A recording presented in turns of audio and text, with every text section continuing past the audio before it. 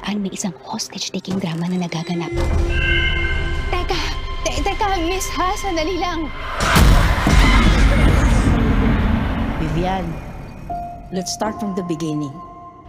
Isipin mo ang sarili mo, ang pangarap mo, nung pagre-reporting mo.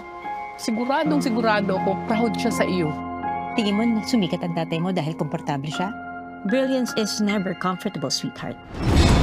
Palagi kang binabangungot, hindi ba? Magmula ngayon, makikita mo na silang lahat. Kahit gising ka pa.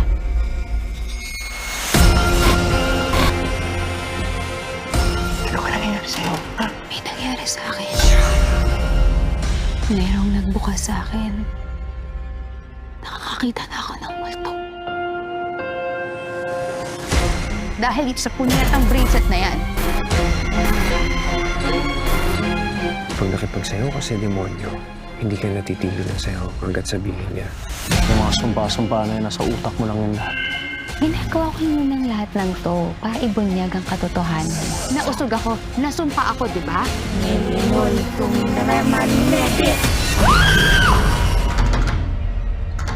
Luis! Luis!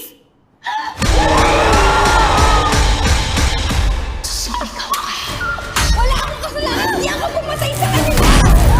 Lumaban ka nga! Hindi yan yung Ma'am Vivian na nakilala ko.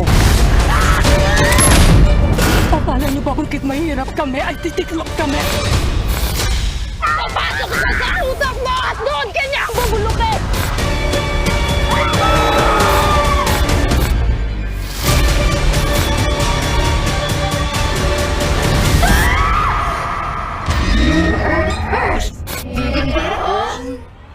Ito